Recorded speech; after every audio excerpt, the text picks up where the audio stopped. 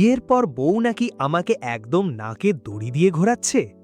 সবার সামনে কি বলে বসলেন রুবেল দাস?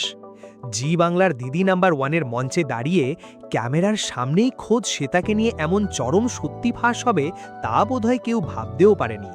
কিন্তু হঠাৎ রচনা ব্যানার্জির জায়গায় এই জুটিকে কেন দেখা যাচ্ছে? আর রুবেলই বা কেন এমন অসহায় হয়ে এই কথাগুলো বললেন? আপনারা জানেন, ছোট পর্দার অন্যতম জনপ্রিয় জুটি শ্বেতা আর রুবেল। রিয়েল লাইফেও তাদের প্রেম এখন জমজমাট। আর এবার এই উইকেন্ডে দিদি নাম্বার ওয়ানের মঞ্চে রচনা ব্যানার্জির অনুপস্থিতিতে সঞ্চালনার দায়িত্ব সামলাতে হাজির হয়েছেন এই তারকা কাপল।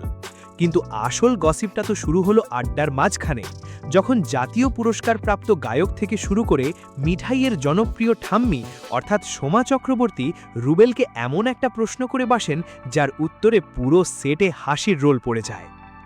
একবার লজিক্যালি ভেবে দেখুন, অনস্ক্রিনে যে হিরোরা ভিলেনদের এক ঘুষিতে উড়িয়ে দেয়, রিয়েল লাইফে বউয়ের সামনে তারা কতটা কিউট আর অসহায় হয়ে যায়। আড্ডার মাঝেই সোমা চক্রবর্তী যখন মজার ছলে রুবেলকে জিজ্ঞেস করেন বিয়ের পর সংসার জীবন কেমন কাটছে, তখন রুবেল বিন্দুমাত্র না ভেবে উত্তর দেন, আর বলবেন না, আমাকে একদম নাকে দড়ি দিয়ে ঘোরাচ্ছে। রুবেলের এই কথা শুনে পাশে দাঁড়ানো শ্বেতা তো লজ্জায় লাল। কিন্তু এই মজার খুনসুটির পেছনের আসল কেমিস্ট্রিটা ফ্যানদের কতটা ইমোশনাল করে তুলেছে জানেন?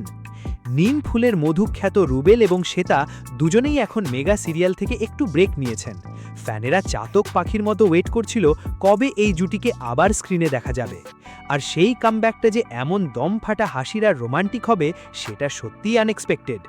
অনুরাগীদের কাছে এই খুনসুটি যেন আরও একবার প্রমাণ করল পর্দার বাইরে তাদের সম্পর্ক কতটা মিষ্টি ও প্রাণবন্ত। সিরিয়াল না হলেও এই উইকেন্ডে দিদি নাম্বার ওয়ানের মঞ্চে শ্বেতা রুবেলের এই সঞ্চালনার ডাবল ডোজ ফ্যানদের জন্য একটা পারফেক্ট ট্রিট হতে চলেছে। অনস্ক্রিনে হিরো হলেও বাস্তবে যে স্ত্রীর কথাই শেষ কথা, রুবেল সেটা ভালোই বুঝে গেছেন। আপনাদের কি মনে হয়, রিয়েল লাইফে শ্বেতা রুবেলার এই মিষ্টি জুটিকে আপনাদের কেমন লাগে? কমেন্ট বক্সে জানান। টলিউডের এমন এক্সক্লুসিভ গসিপ পেতে সাবস্ক্রাইব করুন বাংলা পালস।